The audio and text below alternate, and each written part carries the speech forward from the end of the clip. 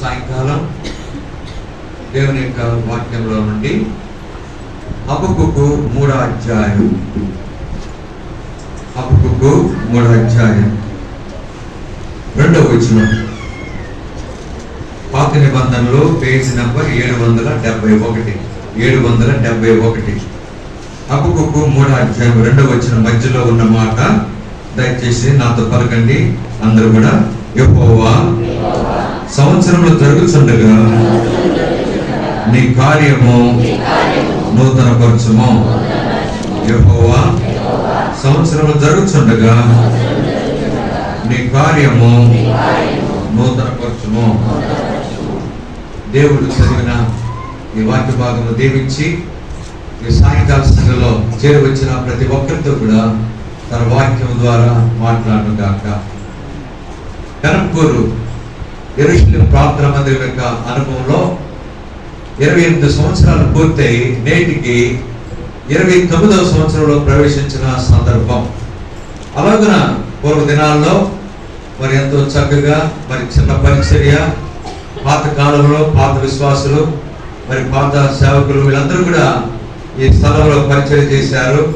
అలాగున దేవుడు ఎంతో ఆస్వాదించి క్రమక్రమముగా సంఘాన్ని అభివృద్ధి పరుస్తున్నాడు. నానాటికి కృతాత్మలు సంఘంలో చేర్చబడే ధన్యత దేవుడు అనుగ్రహించాడు. ఇంకా రాబోయే దినాల్లో ఈ పరిచర్య విస్తరించి అనేక మంది ఆత్మలు, క్రొత్త ఆత్మలు సంఘంలో చేర్చబడినట్లు, అలాగే అనేకులు మరి దేవుని మందిరానికి వచ్చే, యెరూషలేముకి వచ్చేవారు క్షేమాభివృద్ధి పొందే అనుభవం కలిగేదిగా ఉండాలి. అలాగున సంవత్సరాలు జరిగిపోతున్నాయి. మరి ఇంకో సంగతి ఏంటంటే పూర్వ దినాల్లో ఉన్న పరిస్థితులు మారిపోయి క్రమక్రమముగా పరిస్థితులన్నీ కూడా నూతన అనుభవంలో మరి జరిగేవిగా ఉంటున్నాయి. అలాగున మన హబక్కూకు ప్రార్థన చేశాడు. ఏమని? యెహోవా సంవత్సరం జరుగుతుండగా నీ కార్యము నూతనపరచు. అలాగున సంఘము నూతనపరచబడుతూ ప్రభు రాకడ కొరకై సిద్ధపడి ఎల్లప్పుడూ కూడా ఆ అనుగుణ కొనసాగు కొరకై సంఘము క్షేమాభివృద్ధి పొందేదిగా ఉన్నారు. అలాగున క్షేమాభివృద్ధి పొందిన కొరకై మరి అందుకని మరి భక్తులను స్మరించడం అనే పాటలో మరి ఆ పాటలో ఒక వచనం ఏముందంటే, అపొస్తలులను, ప్రవక్తలను, సువార్తికులను, సేవకులను మన కొరకై ఇచ్చాను. దేని కొరకు ఇచ్చాను? సంఘము అభివృద్ధి పొందుటకు, సంఘము క్షేమాభివృద్ధి పొందుట కొరకై దేవుడు తన దాసులను మనకు అనుగ్రహించిన వాడు ఉంటారు. ప్రస్తుతం సోదరు కోటేశ్వరరావు గారు, సహోదరి బిడ్డలు వారు ఇక్కడ పనిచేస్తున్నారు, సేవ చేస్తున్నారు. అలాగున రాబోయే ఇంకా సరిహద్దులు విశాలపరచబడి, పొడిగించబడి ఇంకా ఈ చుట్టుపక్కల ప్రదేశాల్లో ఈ పరిచర్య వ్యాపించినట్లు మనం ప్రార్థన చేయాలి. అలాగున దినాలు గడిచే కొలది, సంవత్సరాలు గడిచే కొలది ప్రభు రాకడ సమీపిస్తుండగా ప్రభు రాకడ కొరకై మనం సిద్ధపడాలి.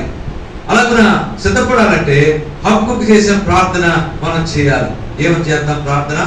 యెహోవా సంవత్సరం జరుగుతుండగా నీ కార్యమా, సంఘము క్షేమాభివృద్ధి పొంది అనేక ఆత్మలు చేర్చబడి రక్షణ వారు రక్షించబడినట్లు, రక్షణ పొందిన వారు మీరు రాకడ కొరకై సిద్ధపడినట్లు ప్రభువా సహాయం చేయమని మనం దేవుణ్ణి వేడుకునే వారు ఉంటాం. అలాంటి అనుభవంలో సంఘము కొనసాగేదిగా ఉండాలి. సరే, సంఘము ఆస్వాదించబడాలి, సంఘము క్షేమాభివృద్ధి పొందాలి, సంవత్సరం జరుగుతుండగా ఆయన కార్యం నూతనపరచబడాలి. అలాగే సంఘానికి వచ్చే దేవుని ప్రజలు ఎల్లప్పుడూ ఆనంద సంతోషంలో గలవారై ఎల్లప్పుడూ ప్రభువులో ముందుకు సాగిపోయే అనుభవం కలిగే వారు ఉండాలి. ఈ అనుభవం కొరకై మరి ఈ సాయంకాలం మరి అంశాన్ని మనం ధ్యానం చేద్దాం. ఏ అంశం అంటే యెరూషలేము ప్రార్థన మందిరం యొక్క అనుభవాన్ని ఈ సాయంకాలం మనం జ్ఞాపకం చేసుకుందాం, ధ్యానం చేద్దాం. ఏంటి యెరూషలేము యొక్క అనుభవం అని అంటే బైబిల్లో ఒక వాక్యాన్ని మనం చదువుదాం. ఆ వాక్యము హగ్గై 2వ అధ్యాయం, హగ్గై 2వ అధ్యాయం 19వ వచనం, 776 పేజీ నంబర్ పాత నిబంధనలో 776. హగ్గై 2వ అధ్యాయం 19వ వచనం చివరి మాట. నాతో పలకండి అందరూ చివరి మాట. హగ్గై 2వ అధ్యాయం 19వ వచనం చివరి మాట పలకండి. ఇది మొదలుకొని నేను మిమ్మును ఆశీర్వదించదను. ఇది మొదలుకొని. ఇంకో సంగతి, మీరు ఇట్లా చెప్తే మాకు నీరసం వస్తుంది. రెండోది వినే మీకు కూడా నీరసం వస్తుంది. తర్వాత మీరు మెల్లగా చెప్పడం వలన కొంతమందిని ప్రోత్సహిస్తున్నాం. ఎవరిని ప్రోత్సహిస్తున్నాం అంటే మన బ్యాచ్ ఉంది. మన బ్యాచ్ ఎక్కడికైనా ఆ బ్యాచ్ ఉంటుంది. ఖచ్చితంగా ఆ బ్యాచ్ ఉండాల్సిందే సంఘాల్లో. ఏ బ్యాచ్? నిద్రపోయే బ్యాచ్. ఆ నిద్ర ఎప్పుడు మొదలైందంటే అన్నగారు వాక్యం చెప్పడానికి నిలబడినప్పుడు మొదలయ్యి ఎప్పుడు ఆ నిద్ర ముగిస్తుందంటే అన్నగారు వాక్యము ముగించినప్పుడు ఆ నిద్ర ముగించబడతాం. కనుక అలాంటి వారు లేచి దేవుని వాక్యం జాగ్రత్తగా ఆలకించాలంటే మీరు నాతో ఎప్పుడైనా పలకండి అన్నప్పుడు మీరు మెల్లగా అక్కడ గట్టిగా పలికితే అది ఎంతో సహాయపడేవారు ఉంటారు. ఇది మొదలుకొని నేను మిమ్మును ఆశీర్వదించదను. ఇంకో సంగతి, ఇక్కడ శ్రేష్టమైన మాట రాయబడింది. ఏంటి ఆ మాట అంటే ఆశీర్వాదం. కనుక ఈ రోజుల్లో ఇక్కడ నేను ఒక ప్రశ్న అడుగుతాను. మాకు ఆశీర్వాదాలు వద్దయ్యా అనే వారు ఎవరైనా ఉన్నారా? చేతులు ఎత్తండి. సరే, ఆశీర్వాదాలు కావాలి అన్నవారి చేతులు ఎత్తండి. లోపల ఉన్నవారు అది వద్దా? కావాలా? రైట్. కనుక ఆశీర్వాదాలు మాకు వద్దనే వాళ్ళు ఎవరు? అందరికి ఆశీర్వాదం మాకు ఇష్టమే. ఆశీర్వాదము, దేవుని యొక్క దీవెనలు, ఇవన్నీ కూడా ప్రతి ఒక్కరు ప్రతి దానికి. అందుకని ప్రార్థనలో తెలియకుండానే ప్రభువా మమ్మల్ని ఆశీర్వదించిన ఆయన, మమ్మల్ని దీవించనే మాట తెలియకుండానే ఎన్నో సార్లు వాడేవారు ఉంటాం. అలాగున మరి దేవుని యొక్క ఆశీర్వాదం అది చాలా ప్రాముఖ్యమైనది. దేవుని ఆశీర్వాదం కానీ మన కుటుంబాల్లో, వ్యక్తిగతంగా, సంఘాల్లో పొందితే ఎంత మేలు పొందుతారంటే ఆశీర్వాదమే క్రమంలో దేవుడు తోడై ఉంటాడు, దేవుడు సహాయం చేస్తాడు, దేవుడు ఆదరిస్తాడు, దేవుడు ధైర్యం ఇస్తాడు, దేవుడు ముందుకు నడిపిస్తాడు, దేవుడు ఆత్మీయంగా ఎదిగే అనుభవానికి తీసుకొస్తాడు. ఆ తర్వాత అన్నిటికంటే ముఖ్యంగా ఆశీర్వాదము పొందిన అనుభవం దేని కొరకు మనం సిద్ధపరుస్తుందంటే ప్రభు యొక్క రాకడ కొరకు. ప్రభు రాకడ కొరకై ఆశీర్వదించబడిన వారు సిద్ధపడేవారు ఉంటారు. అందుకని యేసు ప్రభు వారు ఒక ఉపమానం చెప్తూ, ఒక సంగతి చెప్తూ, రాజుగారు కుడివైపునేమో గొర్రెలు ఉన్నాయి, ఎడమవైపునేమో మేకలు ఉన్నాయి. కుడివైపున ఉన్న గొర్రెలతో ఏమని సెలవిచ్చినాడు ఆ రాజు? నా తండ్రి చేత ఆశీర్వదించబడిన వారులారా, లోకం పుట్టినది మొదలుకొని మీ కొరకై సిద్ధపరచబడిన రాజ్యమును స్వతంత్రించుకుని. కనుక ఆ రాజ్యాన్ని స్వతంత్రించుకుని ఆ తర్వాత ఎడవైపున్న మేకలతో ఏం చెప్పబడింది మాట? నా తండ్రి చేత శపింపబడిన వారులారా. కనుక సాతానుకు వారి దూతలకు సిద్ధపరచబడిన అగ్నిగంధం నరకాగ్నిలో ప్రవేశించుడి.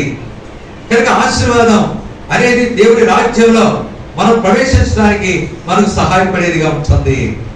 అందువలన ప్రతి ఒక్కరూ దేవా నన్ను, నా కుటుంబాన్ని, నా సంఘాన్ని దీవించు, ఆశీర్వదించని ఎల్లప్పుడూ కూడా మనం ప్రార్థన చేయవచ్చు. అలాగా దేవుని ఆశీర్వాదము మనకు వ్యక్తిగతంగా, కుటుంబాల్లో, సంఘంలో దేవుడు అనుగ్రహించేవాడు ఉన్నాడు.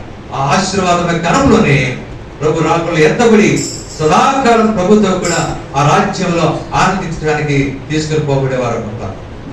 అయితే ఒక సంగతి, ఆశీర్వాదం మంచిదే. ఆశీర్వాదం వల్ల చాలా ప్రయోజనాలు ఉన్నాయి. ఇందాక చూసాం, దేవుడు తోడుగా ఉంటాడు, సహాయం చేస్తాడు, ఆదరిస్తాడు, ధైర్యపరుస్తాడు, అనారోగ్య పరిస్థితుల్లో స్వస్థత ఇస్తాడు. ఇవన్నీ ఆశీర్వాదమే కనుగొవాలి. అయితే ఈ ఆశీర్వాదం మంచిదే. మరి ఆశీర్వాదం పొందాలంటే మరి ఎట్లా? మనకి ఎట్లుండదంటే, మన కోరిక ఎట్లుండదంటే, దేవుడు ఆశీర్వదించాలి, ఆశీర్వాదానికి ఇవ్వబడిన షరతులు మాత్రం మేము చేయం. చాలా మంది డిసెంబర్ 31 తెల్లవారుజామున వాగ్దానాలు తీసుకుంటారు. వాగ్దానాలు తీసుకుని వెంటనే ఏమైనా ఆశ వచ్చేస్తుంది చెప్పండి? వాగ్దానం తీసుకున్న వెంటనే ఏం కోరిక కలుగుతుంది? ఇది అర్జెంటుగా సాయంత్రానికల్లా ఏమైపోవాలి? వాగ్దానం నెరవేరిపోవాలి. అది మనం కోరుకునేది. కొన్నిసార్లు వాగ్దానం తీసుకున్నాక ఆ సంవత్సరం అంతా పట్టొచ్చు, కొన్నిసార్లు ఆ వాగ్దానం మరి ఒక సంవత్సరంలో నెరవేర్చబడవచ్చు. కనుక దానికి సమయం అంటూ దేవుడు నిర్ణయించిన ప్రకారం అది జరిగేదిగా ఉంటారు. మనకేంటంటే ఆశ, వెంటనే ఈరోజు వాగ్దానం తీసుకున్నాం, రేపు అది నెరవేర్చబడాలి, మళ్ళీ ఇంకో ఎల్లుండి ఇంకొక వాగ్దానం తీసుకోవాలి. అందుకని వాగ్దానాల సమయంలో కొంతమంది నేను చూస్తాను ఏం చేస్తారంటే గుప్పుడు తీసుకుంటారు. అంటే గుప్పుడు తీసుకోవడం ఉద్దేశం ఏంటంటే కొంతమందికి ఒక ఆశ ఉంటుంది, నెలకు ఒక వాగ్దానం. కనుక ఎన్ని నెలలు? 12 నెలలు. 12 నెలలకి ఒక్కొక్క నెలకు ఒక వాగ్దానం. లేకపోతే కొంతమందికి ఎందుకు తీసుకుంటారంటే గుప్పుడు వరుసగా తీసుకొని చదువుతారు. ఈ వాగ్దానం చదవగానే అది సరిగ్గా లేదు, నాకు సరిగ్గా లేదు, అమ్మో ధైర్యంగా ఉంటామో ఏదో భయాలు ఉన్నాయి, ఇది వచ్చి పక్కన పెడతారు. చివరికి అన్ని వాగ్దానాలన్నీ చదివినాక కొంతమంది అన్నింటిలో సంతోషం ఉండదు, అన్ని వాళ్ళకి నచ్చి రాలా, మళ్ళీ ఏం చేస్తారు, మళ్ళీ మరుసటి రోజు వాగ్దానాలు పెడితే మళ్ళీ తీసుకుంటారు. కనుక అంటే దీన్ని బట్టి నేను ఎందుకు చెప్తున్నానంటే మానవుని యొక్క ఆశ, కోరిక ఎట్లాంటిదంటే మనకు వెంటనే తీసుకోగానే ఆశీర్వాదం వచ్చేయాలా అన్న రీతిగా అనేకులు భావించేవారు ఉంటారు. ఆశీర్వాదం పొందాలంటే మనలో షరతు నెరవేర్చబడాలి.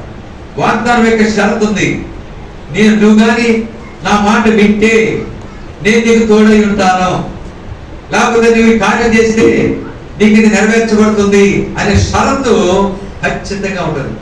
షరతు లేకుండా ఏమి లేదు, వాగ్దానం లేదు, ఆశీర్వాదం లేదు. షరతు లేకుండా ఆశీర్వాదం లేదు. సరే, ఇప్పుడు ఒక షరతు ఉంది. ఇప్పుడు మనం చదువుకున్న వాక్యంలో ఇది మొదలుకొని నేను మిమ్మల్ని ఆశీర్వదించేదను. ఈ వాగ్దానం ఆశీర్వదించే అనుభవంలో ఒక షరతు ఉంది. ఏంటి ఆ షరతు అంటే ఇది మొదలుకొని అనే మాట చాలా ప్రాముఖ్యత, షరతుతో కూడిన మాట. కనుక ఇది మొదలుకొని అనే మాటలో 7 ఆధ్యాత్మిక అనుభవాలు ఉన్నాయి.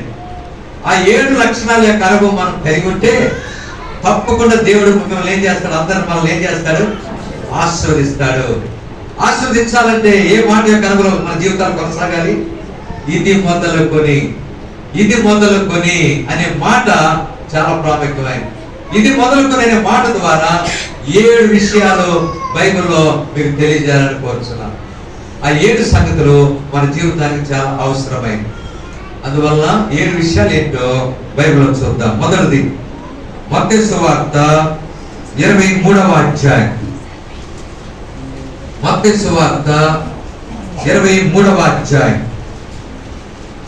39వ వచనం. మత్తయి సువార్త 23వ అధ్యాయం 39, క్రొత్త నిబంధనలో పేజ్ నంబర్ 24. ఇది మొదలుకొని ప్రభు పేరిట వచ్చువాడు స్తుతింపబడుగాకని మీరు చెప్పు వరకు నన్ను చూడరని మీతో చెప్పుచున్నాను. ఇక్కడ ఇది మొదలుకొని ప్రభు పేరిట వచ్చేవాడు స్తుతింపబడుగాక అని మీరు చెప్పు వరకు నన్ను చూడరని మీతో చెప్తున్నాను. ఈ వాక్యం యొక్క అనుభవం ఏంటంటే ఇది మొదలుకొని దేవుని ఆశీర్వాదం మనం పొందాలంటే మొట్టమొదటి అనుభవం ఏంటంటే మనము ప్రభుతో సంబంధం కలిగిన వారు ఉండాలి. ప్రభుతో సంబంధం కలిగిన వారు ఉండాలంటే మన జీవితాల్లో ప్రాముఖ్యమైన మాట ఏంటంటే రక్షణ. మనం రక్షించబడాలి. కనుక పైన మరి లూకాసు వార్త 19వ అధ్యాయంలో 43వ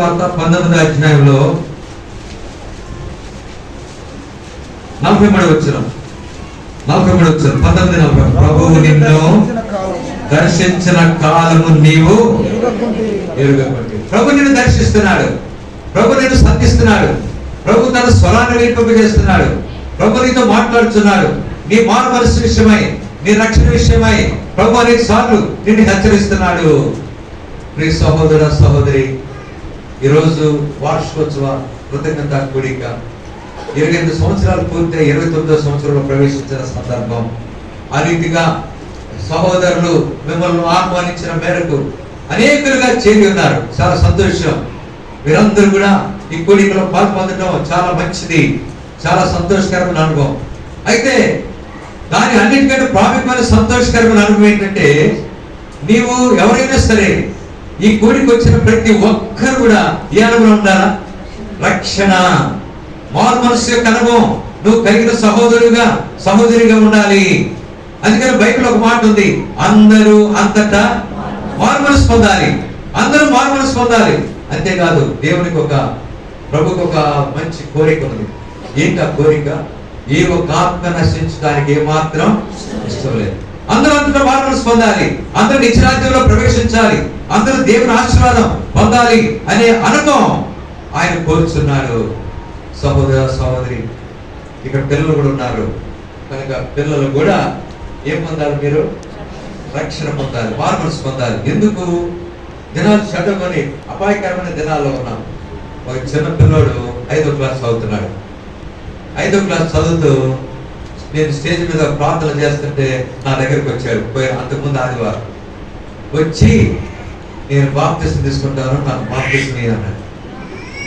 5వ క్లాస్ చదువుతున్నాడు. నేను వెంటనే ఆయన అడిగాను, పిల్లవాడిని అడిగాను, ఎన్ని సంవత్సరాలు నీకు? 11 సంవత్సరాలు. వాళ్ళు 12 ఎప్పుడు వస్తుంది అన్న? జూన్లో వస్తుంది అన్నాడు. జూన్లో వస్తే అప్పుడు తీసుకుంది కదా. ఎందుకు బాప్తిసం తీసుకోవాలని చిన్న వయసులోనే ముందుకు వచ్చాడంటే, వాడికి చాలా తెలివి ఉంది, విషయాలన్నీ అర్థమైపోయినాయి. ఏం అర్థమైపోయినాయంటే, ఇశ్రాయేల్ దేశంలో మరి ఎర్రని పెయ్య అనేది కనపడింది అంటారు. రెడ్ రీఫర్ అది కనపడి, అది దేనికి సూచన అంటే ప్రభు రాకడికి సూచన. అది కనపడి ఎర్రని పెయ్యలు కనపడి అంట, రెండో ఏదో కనపడి అంటే ఇంకొక మాట ఏమన్నాడంటే, అది కనపడింది, దీన్ని బట్టి వాళ్ళు యెరూషలేము దేవాలయాన్ని కట్టబోతున్నారు. తర్వాత చాలా త్వరగా కట్టేస్తారంట. కట్టేస్తే ఎవరు వచ్చేస్తారు? కట్టినాక ప్రభుకు ముందు ఎవరు రావాలా? అంత్యక్రీస్తు వచ్చినాక ఆ ప్రభు రాకడ వచ్చేస్తుంది.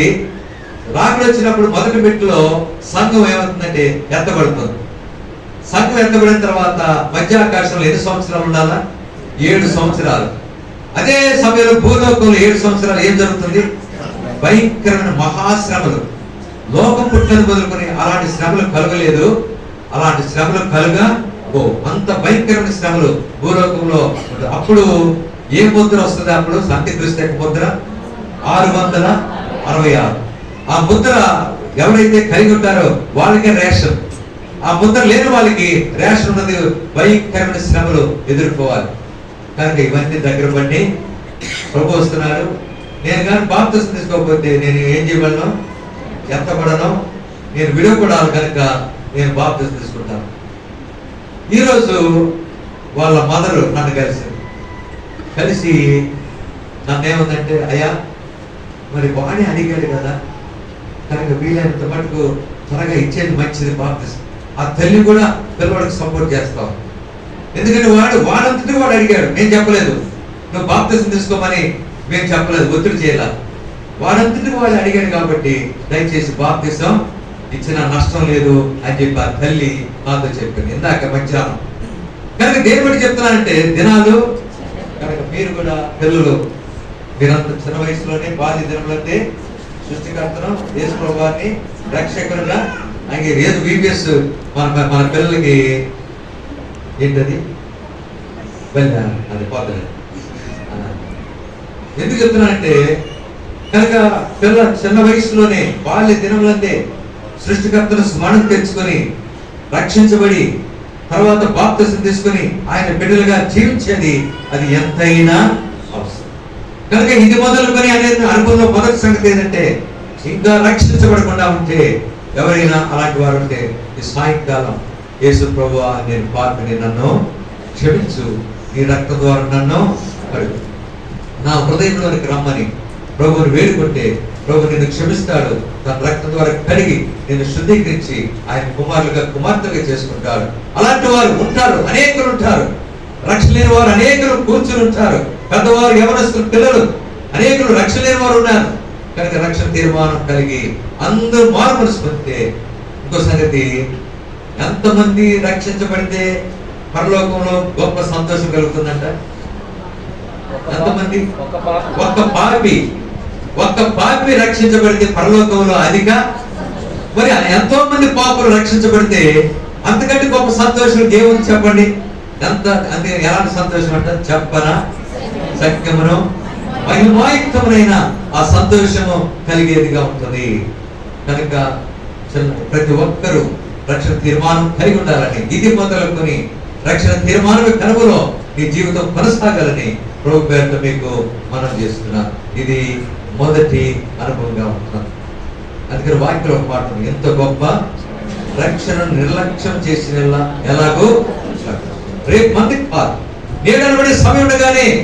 అందుకని యోగులు ఒక మాట ఉంది, మనం ఎప్పటి వారం అంట, మనం నిన్నటి వారం కనుక రేపు మనది కాదు అనే విషయం మనకు అర్థమవుతుంది.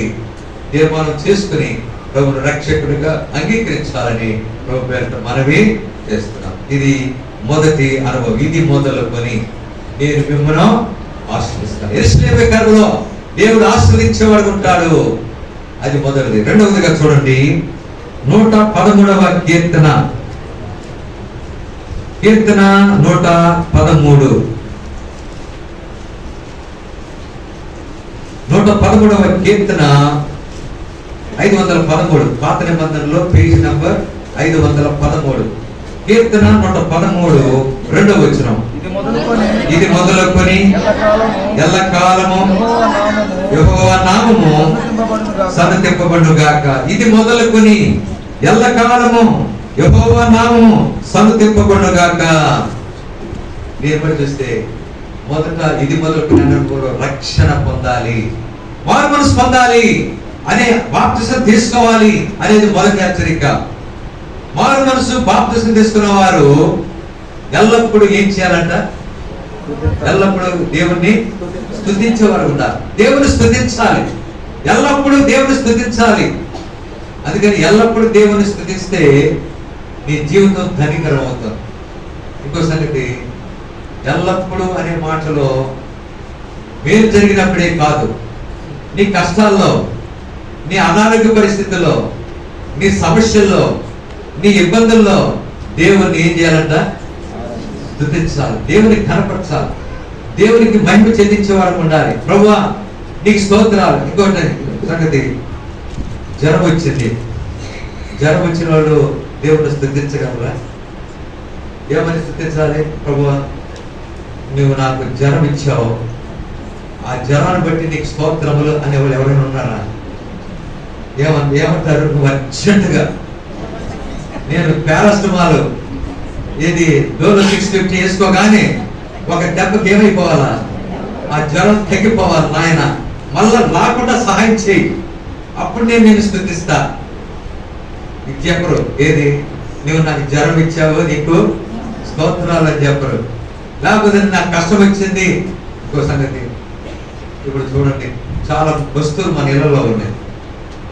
వాషింగ్ మిషన్లు, ఆ తర్వాత కుక్కర్లు, ఆ తర్వాత గ్యాస్ స్టవ్లు, అన్ని అవి బాగా పనిచేస్తున్నాయి. పనిచేస్తున్నప్పుడు అబ్బా దేవా నువ్వు ఎంత మంచి దేవుడివి, నీ అంత మంచి దేవుడు ఎవరున్నారో ఉండరు, నీకు స్తోత్రాలు అంటాం. ఆ గ్యాస్ స్టవ్ చెడిపోయింది, ఆ వంటకి ఇబ్బంది అయిపోయింది, ప్రభువా గ్యాస్ స్టవ్ చెడిపోయిందా, నీకు స్తోత్రాలు అంటామా? ఎన్ని తిట్లు తిప్పుకుంటామో, ఏంటబ్బా ఏంటి ఈ పరిస్థితి, ఏంటి, ఎందుకు ఈ సమస్య, ఎందుకు ఈ బాధ, ఎందుకు ఈ కష్టం, ఎందుకు వచ్చింది పరీక్ష అని చెప్పి ఎంత గొలుగుతామో. కనుక అక్కడ రాయబడిన మాట ఏంటి? ఇది మొదలుకొని ఎల్లకాలము యెహోవా నామము సన్నుతింపబడుగాక. దేవుని స్తుతించుడి, ఎల్లప్పుడూ దేవుని స్తుతించుడి, దేవుని స్తుతించుడి, ఎల్లప్పుడూ దేవుని స్తుతించుడి, సకల ప్రాణుల యెహోవాను స్తుతించుడి, సకల ప్రాణుల యెహోవాను స్తుతించుడి. హల్లెలూయా ఆమేన్, హల్లెలూయా ఆమేన్. ఎల్లప్పుడూ దేవుని స్తుతించుడి,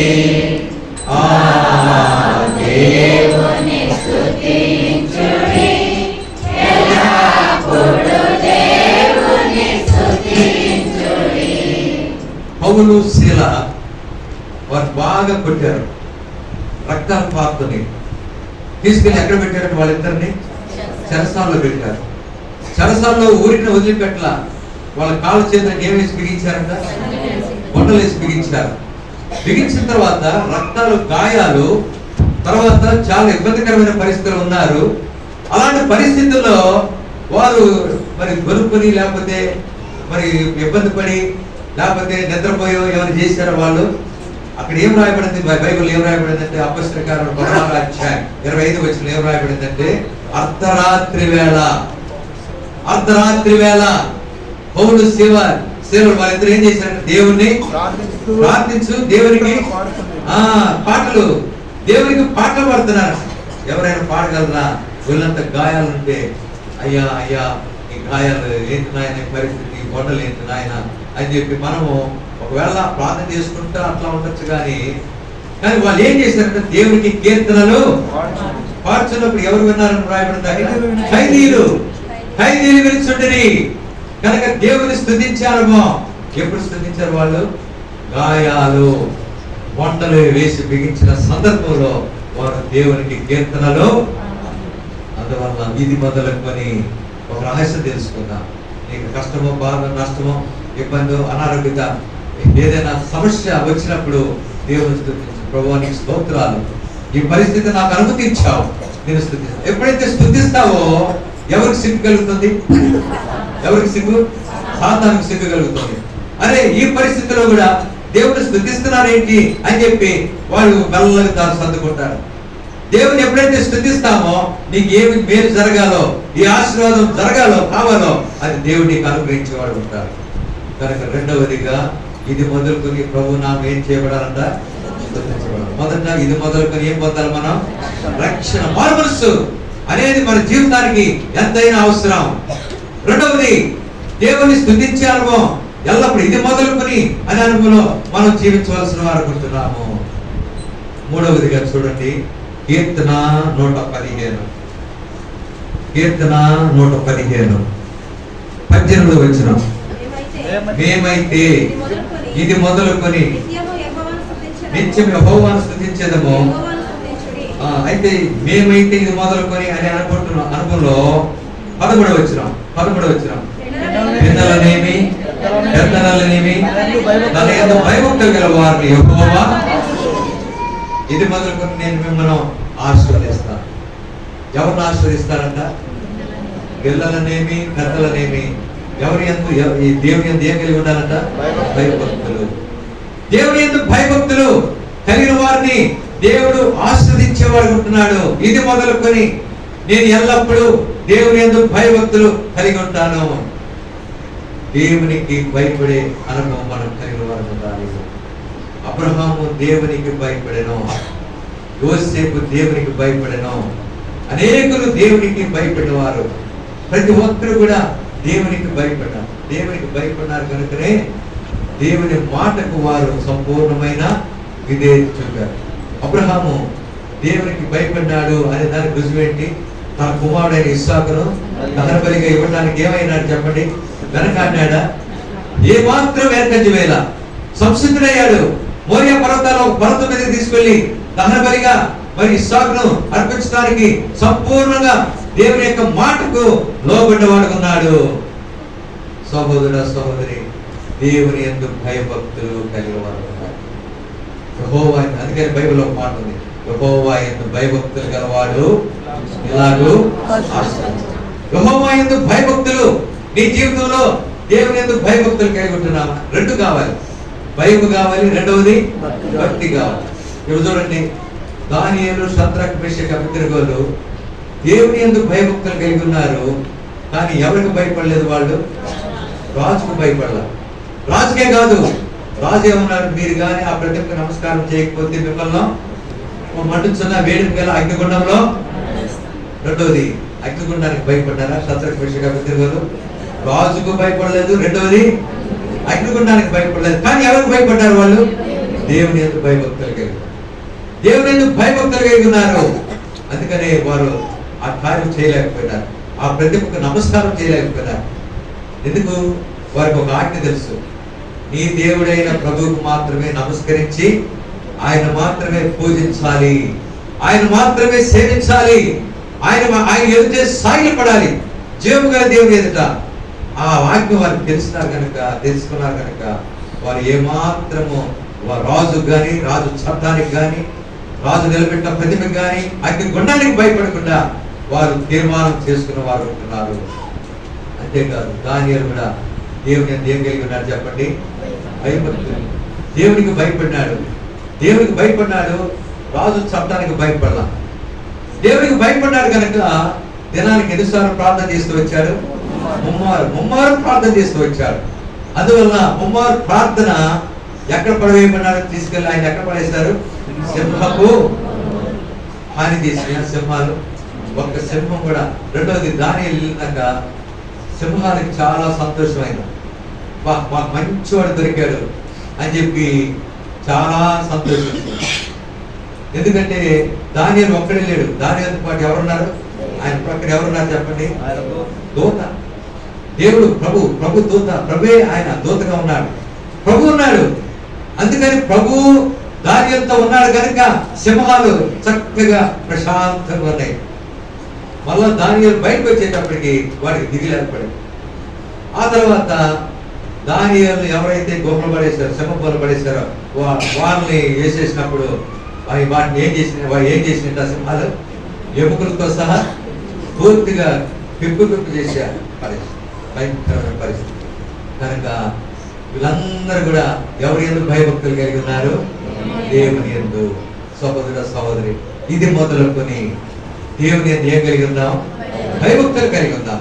ఇది చాలా ప్రాముఖ్యమైన హెచ్చరిక. మొదట ఇది మొదలుకొని రక్షణ తీర్మానం కలిగి ఉండాలి.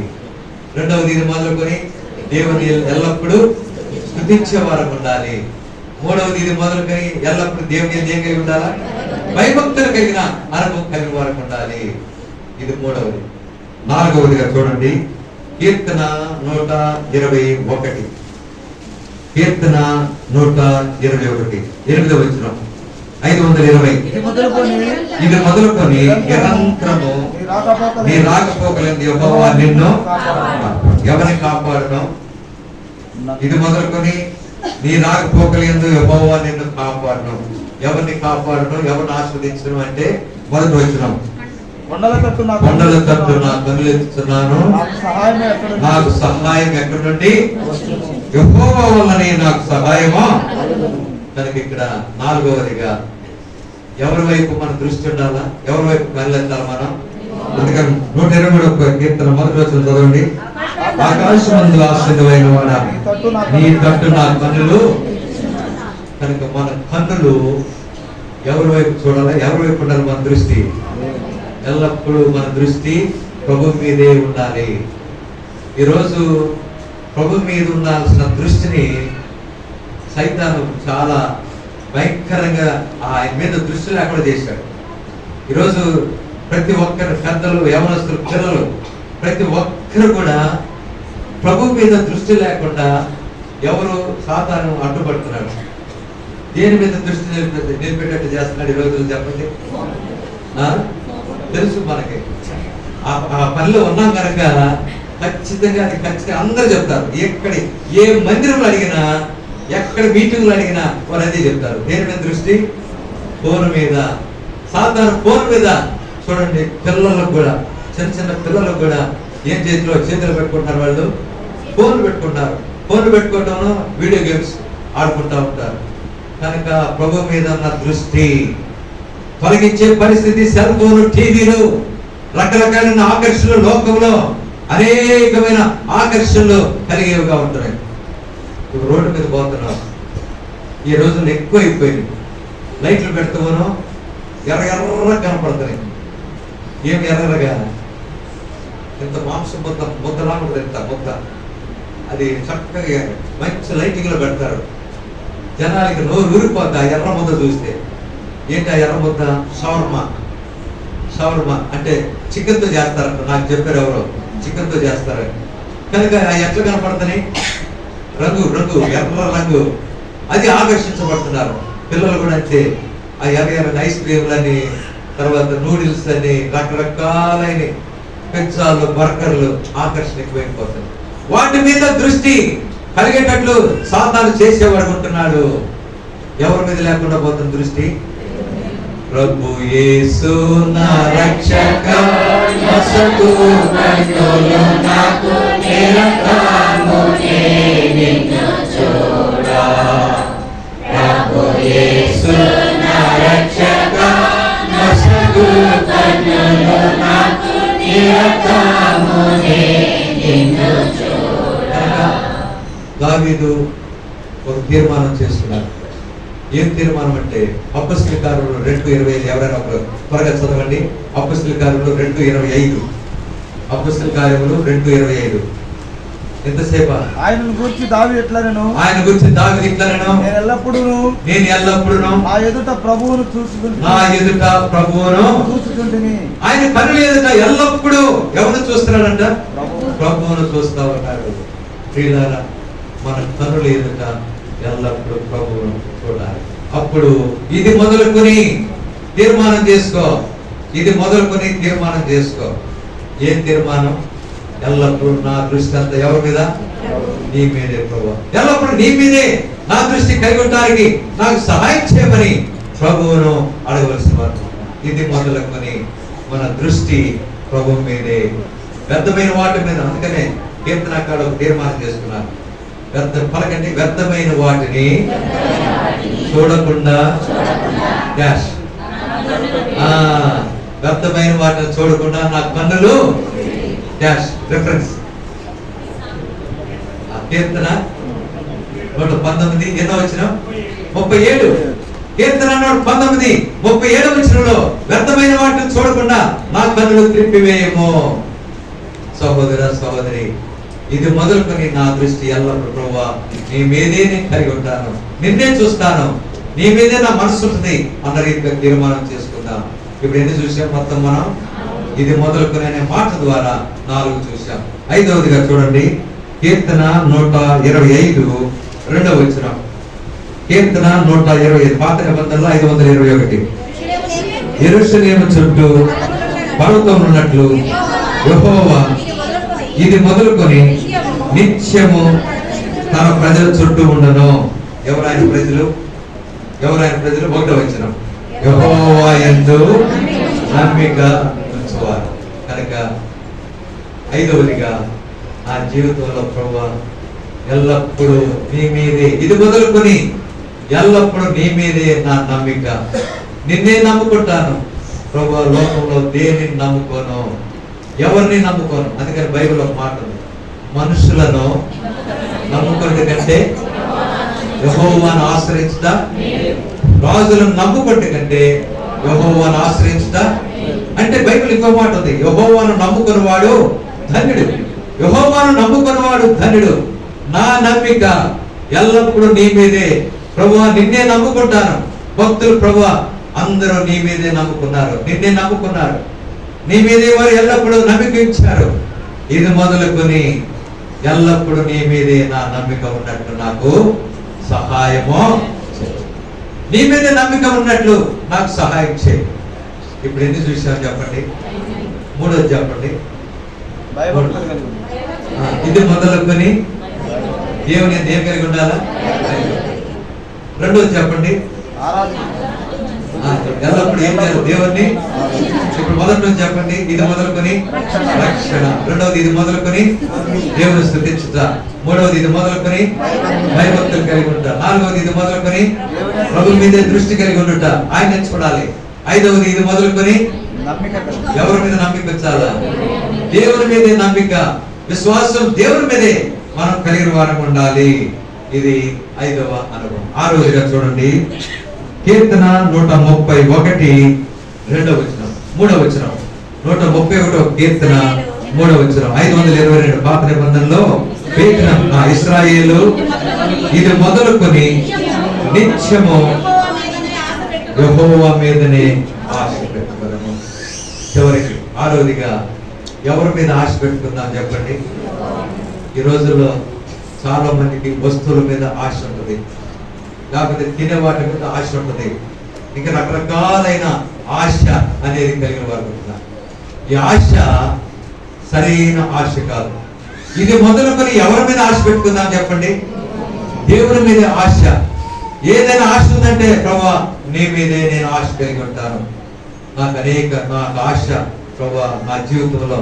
అందుకని ఒక మాట ఉంది బైబిల్లో, 42వ కీర్తన, దుప్పి నీటి వాగుల కొరకు ఆశపడ్డట్టు దేవా నీ కొరకు నా ప్రాణము, నీ కొరకే నా ప్రాణం నీ కొరకే ఆశపడుతుంది దేవా.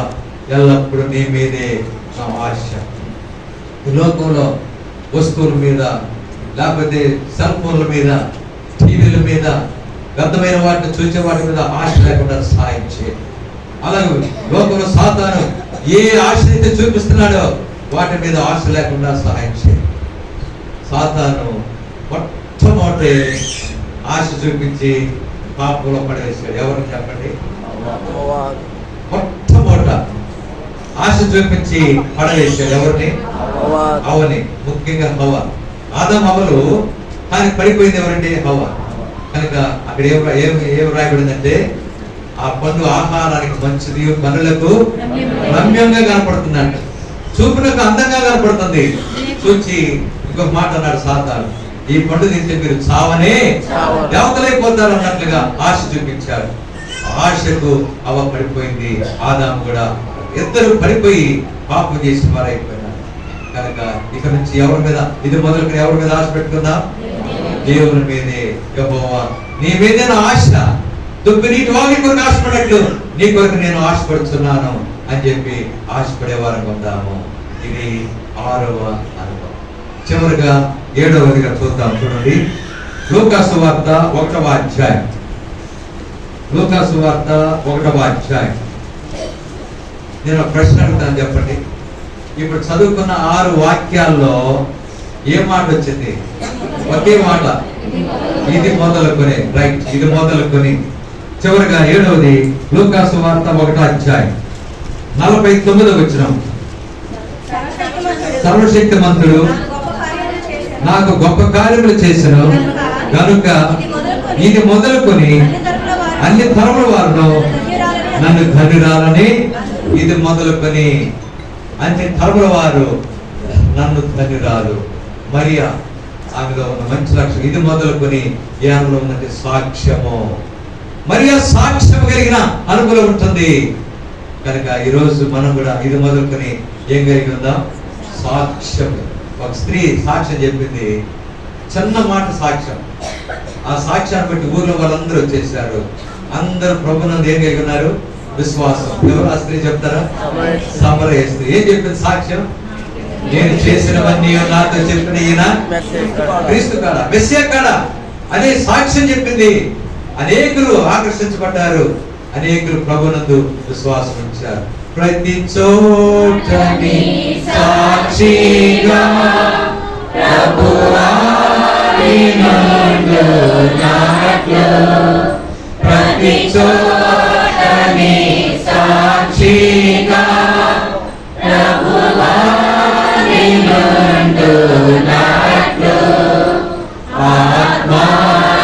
ఆత్మాభిషేకము నీము ఆత్మీయ రూపంద ఆత్మాభిషేకము నీము ఆత్మీయ రూపంద ప్రియ యేసుని ప్రేమించితివి ప్రియమారణ హృదయం ముదమారవసించునా హృదయాంతరంగము. కనుక మన అంశం ఏంటంటే, సంవత్సరాలు జరుగుతుండగా నీ కార్యము, ఈ కార్యం నూతనపరచబడాలంటే యెరూషలేము కలము కావాలి. ఏంటి యెరూషలేము కలము? హగ్గై 2:19. ఇది మొదలుకొని నేను మిమ్మల్ని ఆశీర్వదిస్తాను.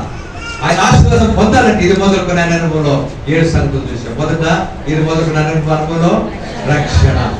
రెండవది ఇది మొదలుకొని అనుభవంలో దేవుని స్తుతించుట. మూడవది ఇది మొదలుకొని అనుభవంలో భయభక్తులు కలిగి ఉంట. నాలుగవది ఇది మొదలుకొని అనుభవంలో దేవుని మీదే దృష్టి కలిగి ఉంట. ఐదవది ఇది మొదలుకొని అనుభవంలో దేవుని మీదే నమ్మిక ఉంచుతాం. 6వది ఇది మొదలుకున్నాను అనుభవంలో దేవుని మీద ఏమై ఉండాలా? ఆశ. 7వదిగా ఇది మొదలుకున్నాను అనుభవంలో ప్రతి చోట ఎలా ఉండాలంటే మనము సాక్షులు ఉండాలి. ఆ శ్రేష్టమైన ఆధ్యాత్మిక లక్షణాలు కలిగి ఎల్లప్పుడూ ఇది మొదలుకున్నాను అనుభవంలో దేవుని ఆశీర్వాదాలు పొందుతూ ప్రభు రాకడ కొరకే మనం సిద్ధపడినట్లు ప్రభు మనకు సహాయమో చేయను గాక. ప్రార్థన చేసుకుందాం. సహోదరుడు జైపాల్ గారు గుట్టుపల్లి